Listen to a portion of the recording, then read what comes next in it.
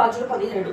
అంతటా గిలాదు కాపురస్తుల సంబంధీయులను తిష్బీయుడైన ఏలియా అహాబు నొద్దకు వచ్చి, ఎవని సన్నిధిని నేను నిలబడి ఉన్నాను, ఇజ్రాయేలు దేవుడైన ఆ యెహోవా జీవముతోడు నా మాట ప్రకారము కాక ఈ సంవత్సరంలో మంచైనను వర్షమైనను పడదని ప్రకటించెను. పిమ్మట యెహోవా వాక్కు నాకు అతనికి ప్రత్యక్షమై, నీవు అచ్చటి నుండి తూర్పు వైపునకు పోయి యోర్దానునకు ఎదురుగా ఉన్న కెరీతు వాగు దగ్గర దాగియుండుము. ఆ వాగు నీవు తాగుదు. అచ్చట నీకు ఆహారము తెచ్చినట్టు నేను కాకోలములకు ఆజ్ఞాపించుతుందని అతనికి తెలియచేయక అతడు పోయి యెహోవా సెలవు చొప్పున యోర్దానునకు ఎదురుగా ఉన్న కెరీతు వాగు దగ్గర నివాసము చేసెను. అక్కడ కాకోలము ఉదయమందు రొట్టెను మాంసమును, అస్తమయమందు రొట్టెను మాంసము అతని యొద్దకు తీసుకొని వచ్చుచుండెను.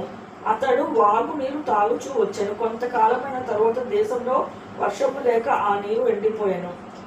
అంతటా యెహోవా వాక్కు అతనికి ప్రత్యక్షమై ఇలాగు సెలవిచ్చెను, నీవు సీదోను పట్టణ సంబంధమైన సారేపతు అను ఊరికి పోయి అచ్చట ఉండుము. నిన్ను పోషించుటకు అచ్చట ఉన్న ఒక విధవరాలినికి నేను సెలవిచ్చితిని.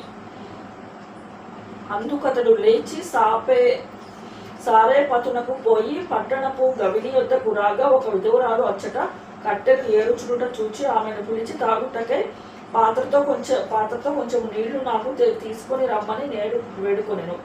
ఆమె నీళ్లు తేబోచుండగా అతడు ఆమెను మరలా పిలిచి, నాకు ఒక రొట్టె ముక్కను నీ చేతితో చేసుకొని రమ్మని చెప్పాను. అందుకు ఆమె, దేవుడైన యెహోవా జీవముతోడు తొట్టిలో పట్టెడు పిండియు బుడ్డిలో కొంచెము నూనెయు నా యొద్దనే ఉన్నది, కానీ అప్పం ఒకటి లేదు. నేను చావక ముందు నేను ఇంటికి పోయి వాటిని నాకును నా బిడ్డకును సిద్ధము చేసుకునేవాడినని కొన్ని పుల్లలు ఏరుటకే వచ్చి తినను. అప్పుడు ఏలియా ఆమెతో ఇట్లా, నేను భయపడవద్దు, పోయి నీవు చెప్పినట్లు చేయుము అంతే. అందులో నా ఒక చిన్న అప్పము మొదట చేసి నా యొద్దకు తీసుకొని రమ్ము.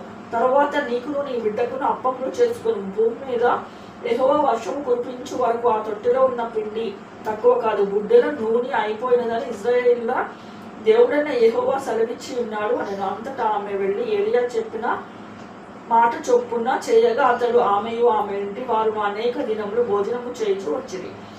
యెహోవా ఏలియా ద్వారా సెలవిచ్చిన ప్రకారము తొట్టిలో ఉన్న పిండి తక్కువ కాలేదు, బుడ్డిలో ఉన్న నూనె అయిపోలేదు.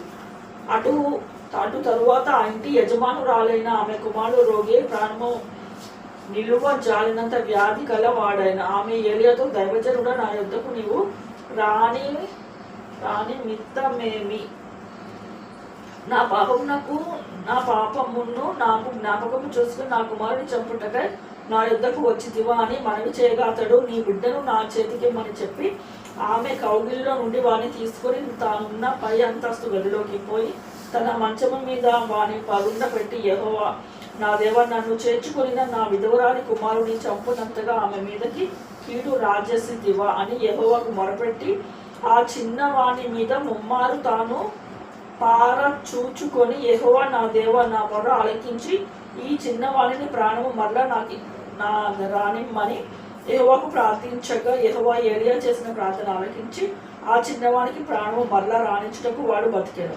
ఏలియా ఆ చిన్నవాడిని తీసుకుని గదిలో నుండి దిగి ఇంట ప్రవేశించి వాని తల్లికి అప్పగించి, ఇదిగో నీ కుమారుడు, వాడు బతుకుచున్నాడని చెప్పగా ఆ స్త్రీ ఏలియాతో, నీవు దైవజనుడివై ఉన్నావనియు నీవు పలుకుచున్న యెహోవా మాట నిజమనియు ఇందుచేత నేను ఎరుగుదును అనెను.